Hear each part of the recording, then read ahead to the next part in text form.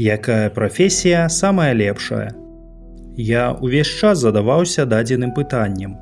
Кожнаму чалавеку прыходзіць у галаву разважанне на гэтую тэму. Нават у школе у апошні год быў абавязковы факультатыў «Асновы выбара прафесіі». Так, праца – гэта не толькі сродак існавання, але яшчэ і харчаванне і падтрымка для душы. І вось, з самога дзяцінства я марыў атрымаць адмысловую працу. Хацелася, каб яна была цікавай, карыснай і патрэбнай. Ад гісторыі да медыцыны, ад механічнай фізічнай працы да разумовай дзейнасці змяняліся погляды ды інтарэсы, але нязменным заставалася меркаванне толькі пра адзіную дзейнасць. Праца, што нясе карысць не толькі для ўласнай душы ды пэўнай колькасці людзей, але дапамагае ўсяму жывому ў свеце. І гэта праца пастух. Так, пастух, менавіта гэты род заняткаў быў мой улюбёны ў дзяцінстве. Так, я быў сапраўдным каўбоем, хлопчык з каровамі. У маім дзяцінстве амаль на кожным двары жыла хоць адна кароўка. Звычайна, яна патрабавала пэўнага дагляду, асабліва летам. Пасвіць адзіную цялушку было б надта складана ды затратна. Ды і плошчу для адной каровы знайсці складана. Таму людзі з некалькіх вуліц дамаўляліся па чарзе пасвіць увесь статак. Зараз прапаную паглынуцца ў аповед з маіх успамінаў, як гэта было раней. Кароў на пашу пачыналі выводзіць, як толькі з-пад снегу з'яўляліся зялёныя лугі. Чарада з нашай вуліцы налічвала каля 60 галоваў скаціны. А значыцца, пасвіць даводзілася раз на 2 месяцы. Але паколькі мы мелі шмат родзічаў, то я з задавальненнем згаджаўся на гэтую працу нашмат часцей, каб дапамагчы і ім. Таму дадзенае мерапрыемства мяне чакала раз на некалькі тыдняў. Звычайна, я даведваўся пра гэтую падзею за дзень да яе, а таму меў час на падрыхтоўку. Вельмі важна сабраць правільны заплечнік. Бо калі прыпасаў не хопіць, камусьці з тваіх паплечнікаў давядзецца павяртацца назад у вёску. А гэта вельмі пашкодзіць вашай рэпутацыі. Таму, хутчэй за ўсё, давядзецца галадаваць да вечара. Асабіста я ніколі ў такія сітуацыі не трапляў, але часта чуў гісторыі пра такіх няўдалых працаўнікоў. Заплечнік. Звычайна нам спатрэбіцца ежа. Абавязкова гэта будзе хлеб, таму што без хлеба і луста не луста. Праца чакае цяжкая і складаная, а таму патрэбна крыніца бялку. Звычайна гэта будзе сала. А як жа іначай? Канешне, загадзя засоленае і прыперчанае. Кансервы. Ну, гэта шык звычайна. Мабыць, з-за іх я перш-наперш і згаджаўся на дадзеную працу. Чамусьці ў дзяцінстве для мяне самым большым делікатэсам была жасцянка шпротаў у алеях. Але з-за кошту яна была толькі адна, на жаль. 2 другія кансервы былі кілька ў таматным соусе і цівцелі з невядомага мне мяса. Але яны пойдуць да справы, калі стома ды голад дадуць пра сябе ведаць. За агародніны ды садавіны у ход ідуць сезонныя прадукты ці леташнія закруткі. Ну і вада. Дастатковая колькасць вады, што спатрэбіцца на ўвесь дзень. Калі вас некалькі чалавек, то можна будзе ў выпадку чаго адправіць кагосьці за вадою вёску, але, хутчэй за ўсё, давядзецца шукаць ручай ці дранажную трубу. Пра гэта неяк пазней. А яшчэ абавязкова патрэбны сцізорык, некалькі газет, старое пакрывала, каб было на чым сядзець, а яшчэ плашч альбо пластыкавая клеёнка на выпадак дажджу. Абутак абавязкова патрэбны спецыяльны. А лепш за ўсё 2 пары. Штосьці лёгкае, каб хадзіць па лузе, і абавязкова гумавыя чаботы на выпадак, калі давядзецца заходзіць у лес ці спускацца ў канаву. Галоўны інструмент кожнага пастуха – гэта, відавочна, кій. Першы свой інструмент ты атрымліваеш у падарунак перад першым паходам у каравы. Але потым абавязкова патрэбна зрабіць свой уласны выраб, створаны ад самага пачатку. Перш-наперш патрэбна знайсці куст лазы ці алешніку. Доўгі час шукаеш патрэбную галіну, каб яна была даволі роўнай, дастаткова доўгай і адпаведнай таўшчыні, як 2 ці 3 дзіцячыя пальцы. Акуратна адразаеш яе ад дрэва, каб не пашкодзіць іншыя галіны. Зразаеш сцізорыкам нарасты і закругляеш з абодвух канцоў. А ўжо потым, падчас шматгадзіннай працы, будзе магчымасць выразаць сцізорыкам свае ўласныя ўзоры на дадзеным вырабе. І сапраўды, калі ты прыкладзеш дастаткова зусілляў, хлапчукі будуць гадзінамі разглядаць твой твор мастацтва і будуць прасіць узяць яго з сабою ўжо на сваю працу, каб падглядзець які-небудзь цікавы ўзор і перанесці яго ўжо на ўласны інструмент. Раніца. Яшчэ нават сонейка не прачнулася, а ты ўжо на нагах, у сваіх самых лепшых і надзейных чаботах, з заплечнікам на спіне. У тваіх руках самы лепшы кій, клічаш да сябе сабаку і частуеш яго кавалкам блінца, што не з'еў на сняданак.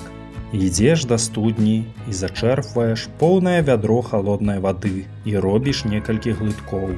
Астатняе выліваеш у ночвы, каб кароўка папіла вады перад складанай дарогай.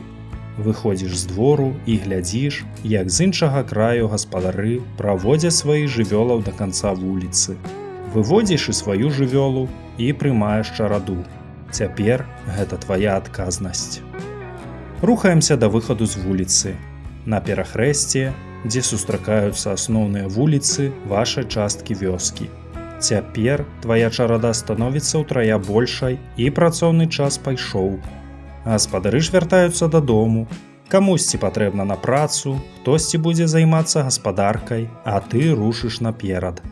Чарада, у большасці, ужо звучаная і рухаецца на далёкі выган за некалькі кіламетраў ад вёскі. Патрэбна сачыць, каб статак не ўварваўся камусьці ў агарод ці не страшчыў камусьці стары плот. Час ад часу патрэбна паскорыць якую-небудзь маладую цялушку, бо тая ўвесь час азіраецца назад. Але на выган дарога не займае шмат часу. Каровы поўныя сілы з ночы, лёгкія ад малочнага грузу і галодныя да свежа-зялёнай травы. Таму ледзьве не ляцяць на адпаведнае для іх месца.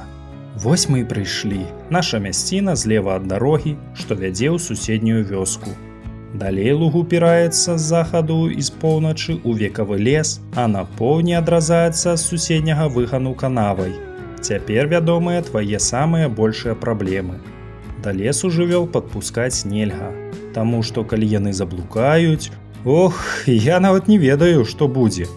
Ну, сур'ёзна, дзякаваць Богу, у мяне такіх выпадкаў ніколі не было. Але аднойчы мой статак пачаў заходзіць у лес ды трашчыць галіны. Я своечасова адрэагаваў і выгнаў усіх назад. А яшчэ апавядалі, што калісьці на нашае цяля напаў сапраўдны воўк і разадраў таму бок. Мужык, што назіраў за стадам у той дзень, зумеў адагнаць дзікага звера і хутка прыбег у вёску. Сівы ад страху і са слязьмі на вачах. Думаў, што прапала жывёла.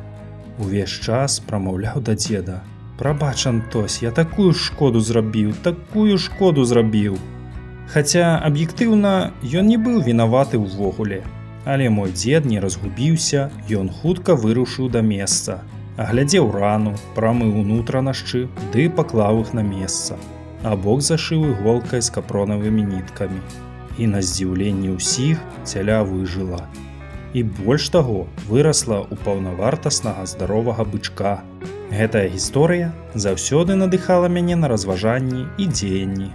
Веды ніколі не будуць лішнімі, хуткасць, халодная галава і пошук вырашэння ў любой сітуацыі дадуць табе быць пераможцам. А яшчэ, я думаю, гэтая гісторыя таксама паўплывала на мяне, каб звязаць сваё жыццё з хірургіяй.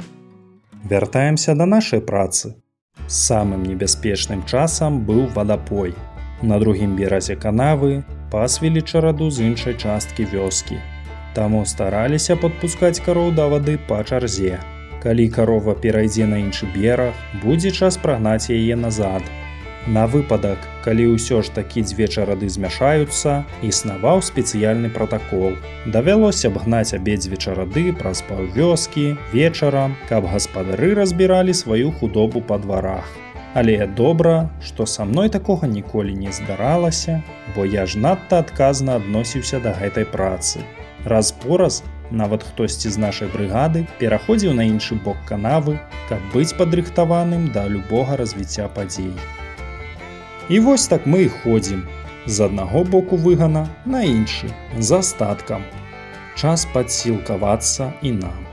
Звычайна, зручней было б пасядзець каля лесу, але тут без увагі статак ніяк нельга пакінуць, таму мы размяшчаемся на сярэдзіне выгану пад адзінокай дзічкай. Рассцілаем пакрывала і на яго ўжо старую газету, на якой хуценька з'яўляюцца сала, хлеб ды цыбуля. Сцізорык адкрывае самую смачную кансерву. Можна і вогнішча запаліць, калі вы загадзя назбіралі трыху сухіх галін з лесу, бо пад вашым дрэвам сухіх галін нямашыка. Іх даўно ўжо спалілі іншыя пастухі. Печанае на агні сала, свежае паветра ды цудоўная кампанія. Што можа быць лепей? Але патрэбна не забываць пра адказную працу. Таму ўвесь час сочым за даверанай нам чарадой. Падчас працы бывае, што каровы абіраюць які-небудзь кут і стаяць там доўгі час. У гэтакія моманты таксама можна адпачнуць. І лепш за ўсё дадзеныя хвіліны праводзіць у свеце мастацкай літаратуры. Я заўсёды любіў гэты занятак, бо за некалькі такіх перапынкаў можна было асіліць і цэлую кнігу. Асабліва я любіў прыгоды. Напрыклад, чытаеш ты палескія рамбінзоны, а сам адразу адчуваеш прахалоду зямлі і водар летніх кветак і вільгаць ад балота з лесу. 100% перажыванне разам з героямі кнігі. Другая палова дня пролятае хутка, і вось сонейка ўжо збіраецца развітвацца з вамі, але яшчэ некалькі гадзін будзе грэць нашыя плечы летнім цяплом. Хоць мы не збіраемся дадому, а вось каровы ўжо засумавалі па сваіх гаспадарах. Але яшчэ не час, тыя яшчэ на працы. Таму зараз асноўная задача – трымаць жывёлаў на выгане. Тым больш, паколькі нашая чарада далей за ўсіх іншых ад вёскі, то і дадому мы будзем рухацца апошнімі. Таму зараз мы ўсе разам стаім на выхадзе з выгана і сочым, каб ніхто не перайшоў канаву ды не выйшаў да дарогі. Тут, як ніколі, нам патрэбна дапамога нашага самага дысцыплінаванага сябра – сабакі. Ён з дзяцінства навучаны пастушай справе. Толькі заўважыш, што хтосьці з чарады рухаецца не ў патрэбным напрамку, кіем паказваеш на парушальніка, даеш каманду, і мудры правадыр хутка бяжыць у атаку і моцным гукам паварочвае небараку назад да статку. Так праходзіць яшчэ час. Заўважаем, што суседзі ўжо пайшлі дадому і дарога вольная на некалькі кіламетраў. Таму можна здымаць блакаду і выпускаць жывёлаў на дарогу. Дзень быў цяжкім і насычаным. Каровы ператравілі сакавітую траву на смачнае свежае малако, а таму яны загружаныя па самае нельга пачынаюць паволі рухацца ў бок вёскі. Мы ж таксама стаміліся і рухаемся ззаду ад чарады. Крок за крокам, і мы ўжо падыходзім да першай вуліцы. Тут мы разыходзімся, бо кожную карову патрэбна правесці дадому. А таму кожнаму па вуліцы, ад пачатку і да самага канца. Жывёлы таксама ведаюць патрэбны шлях, і кожная ідзе на ўласны падворак. Табе патрэбна толькі сачыць, каб ніхто не ўварваўся ў сад ці агарод.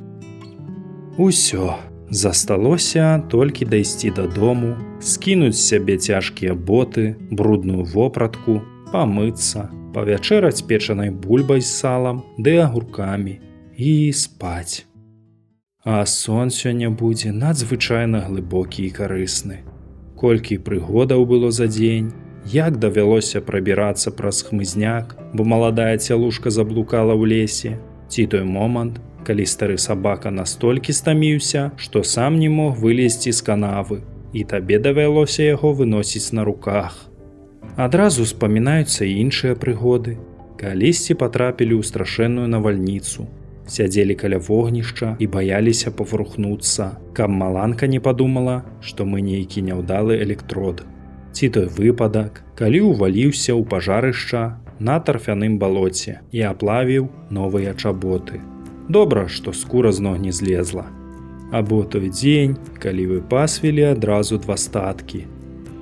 А вочы становяцца ўсё цяжэй і цяжэй, цемра засцілае зрок, і прыемнае цяпло разбягаецца па ўсяму целу ад самай галавы да ног. Заўтра будзе новы дзень. Спі, пастушок.